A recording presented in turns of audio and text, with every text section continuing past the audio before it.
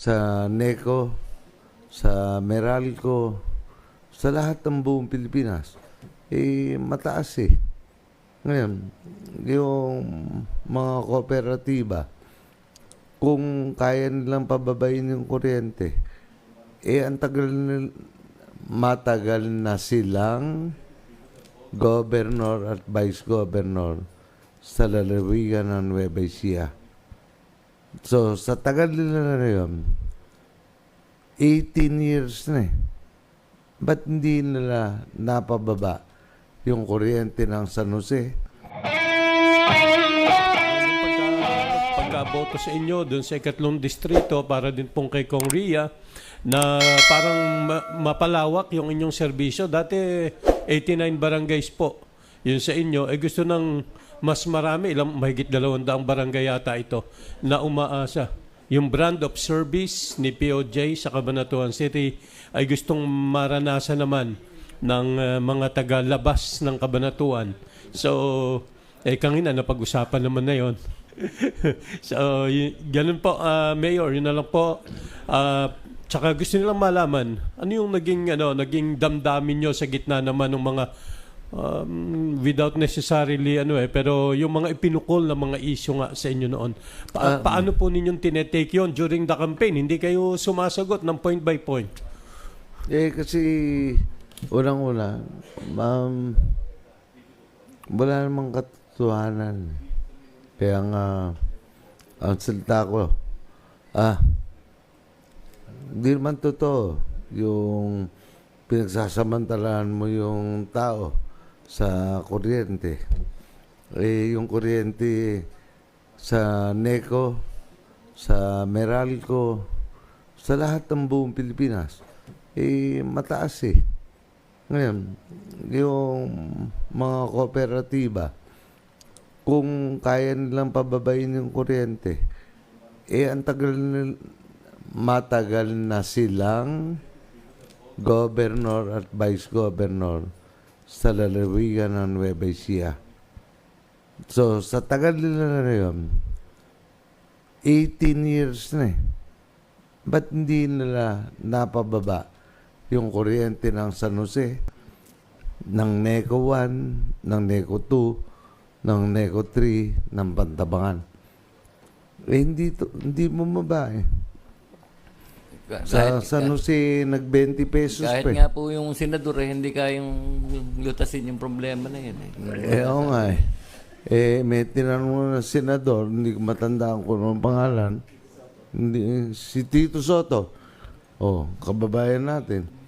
Hindi ko kaalam yan. Hindi pwede yan eh. National problem yan. Kasi nga, ang katotohanan, pagka tinignan nyo, ang ERC ang namamahala. Ngunit, pagka hihingi ng rate increase ang distributor, ang mga power distributor, ganito. Distributor, nadaan pa rin sa ERC. Ang huli, natanda ko, na hingi ng increase ng Celcor 2013 o 2012. 13, 14 na taon na nakakalipas.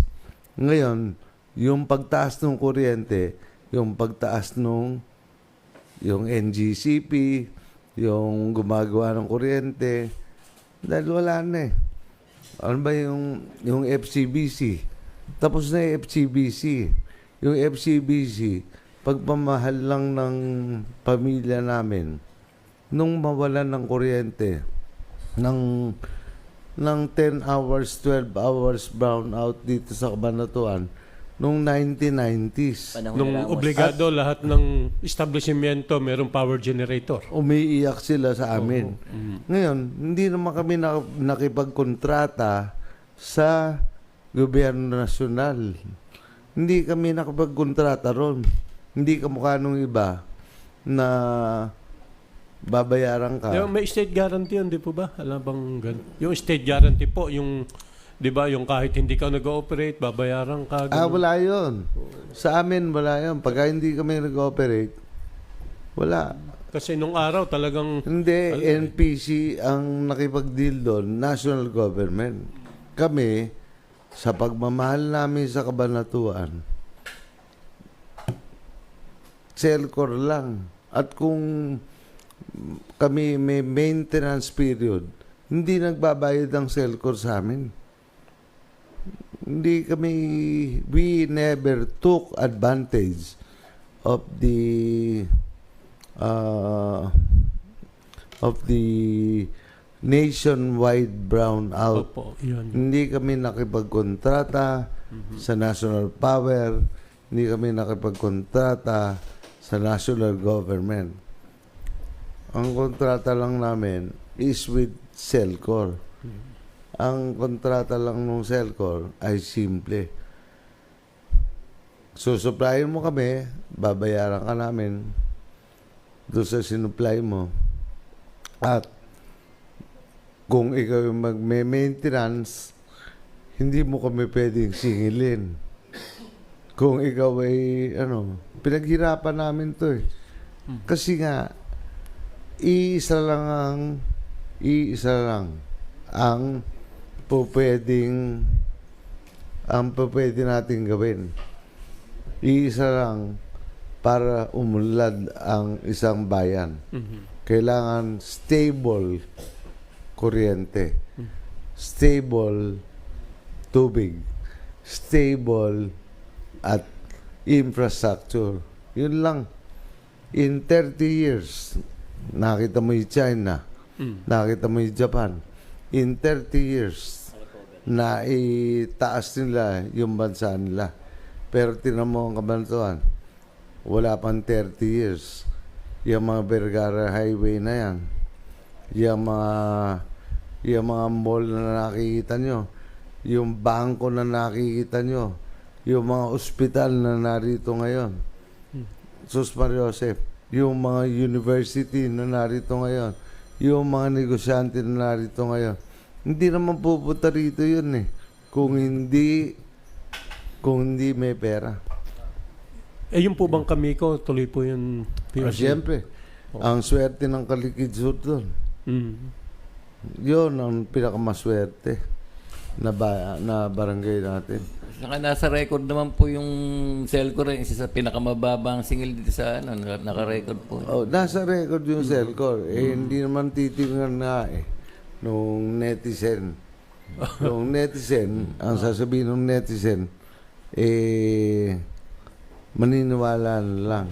Dahil nga, Pero POJ, one time umattend kami si Milo, kasama natin, di ba? Nagkaroon po ng seminar yung Energy Regulatory Commission dito sa NEUST. Yun ang mga taong sumasagot yung mga taga-barangay sabi nila, pagka may tanong sa ERC, sabi, ang kabanatuan nga po ba ay pinakamahalang kuryente? Sumasagot yung mga tao at saka mga estudyante, hindi po, sabi nila. Number ilan sa pinakamababa? Alam na nila So, pang-4 pang-apat sa pinakamababa. So, yung little by little, makikita na natin. So, isa nga po, siguro, makita nga yung ebidensya, di ba? Yung kami ko na yan. Bukod kasi sa employment, yung mga mga self-employed, yung magtitindahan, mukhang nakikita natin. Ang future po ng Kalikid ay magiging economic center. So magkakaroon po ito ng malaking ekonomiya in terms po ng trabaho, mga negosyo magsusulputan. Sabi nga po natin, saan po ba titira yung mga empleyado? Saan po kakain yung mga empleyado? Saan po sasakayan?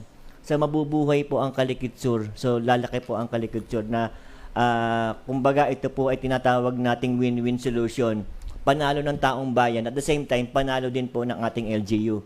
Dahil po yung tax generation na ibibigay po ng Kalikid ay malaking tulong sa ating ekonomiya. Ang masama nga nito, Doc, ninyo tuwing dumarating po yung halalan, palaging kuryente po itong nagiging topic. Tapos, di ba, patuloy naman ang investigasyon nila, pero wala naman nangyayari sa pag-iimbestiga nila dito sa Selcor.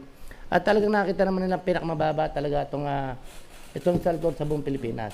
Kaya nga po hindi na nga po binigyan pansin ni POJ kahit po si Mayora Micah ay hindi na po nila binigyang pansin at hindi na po inaksaya yung kanilang mga energy sa pagsagot sa ganitong issue dahil every election, ito po palagi ang issue. At alam naman na po ng taong bayan ngayon na kung ano po yung ginawa ng Celcor ay para sa taong bayan. Dahil kung titingnan po natin, yun nga po yung sa history na pang-apat po sa pinakamababang kuryente ang Celcor. At naraman na rin po siguro ng taong bayan na ano po ba ang nagsanhi ng pagtaas. So nandiyan po yung tinatawag nating generation cost. Yun pong transmission cost. So yun po ang umaangat hindi naman po yung presyo ng Celcor eh. May nakita pa kami, nakabayanihan pala ng mga nagbabayad ng kuryente. Pati pala yung kuryente yung konsumo ng mga nandun, yung mga wala talagang generator ng kuryente, binabayaran pala ng mga buong bansa, lahat ng consumer yun. Yung mga nasa mga isla. Di ba? Sabi, kaya pala kasama rin yun sa dahilan ng pagtaas. Tsaka ang isang naging factor po talaga dahil nagkaroon po tayo ng gera naka-epekto po yung Russia-Ukraine war doon po nagsimula ang lahat Dahil po tayo ay dependent po tayo sa foreign oil Wala naman po tayong sariling production ng langis dito. So talagang wala pong mangyayari sa mga bansang dependent sa mga foreign na produkto. Pero kagaya po ng Japan, meron po silang nuclear plant, hindi po sila apektado Kaya nga po gusto pong buhayin ni President BBM yung nuclear plant po natin para na sa ganoon po, masolve po natin yung problem natin sa elektrisidad. Naalala ko tuloy naikukumpara ko, Doc, doon sa mga tindera natin sa sangitan, mga may tindahan. Hindi naman nila gusto talaga ikatas-taasan ng presyo dahil yung tubo nila yun lang din. Liliit Hindi naman tumataas ang presyo. Nahihirapan silang magbenta. Tama. Nahihirapan silang magbenta pero hindi lumalaki ang kita. Lumalaki ang kita pag dumadami ang tinda. Oo, pero yung kita ganun din. Kaya ganun siguro ako, di ba? Tayong lahat gusto natin mas murang kuryente. Siyempre, as much as possible, lalo na mga consumers. Na-establish pa rin sa ERC seminar na yon, hindi raw totoo na libre yung mga taga-Celcor. Sabi nila, sumusumpa sila dun sa mga taga-ERC. Kami advance magbayad. Kasi ayaw ng Celcor nang kami ay mapuputulan.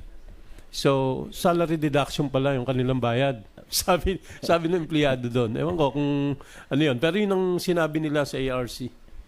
Actually, meron po ako nakakwentuhan na dati pong empleyado ng Celcor na nung hindi pa po si POJ ang umahawak ng Celcor, halos karamihan daw po ng empleyado ng Celcor nakatap yung kuryente. Pero nung pagdating daw po ni POJ sa Celcor, lahat daw po ng empleyado na nakatap sa Celcor ay talagang tinanggal.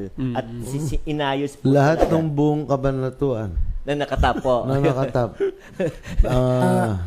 Ang ginawa ko ron sa katunanan, nag-deklara ng amnesty sa buong Kabanatuan. nagja-jumper. Jumper.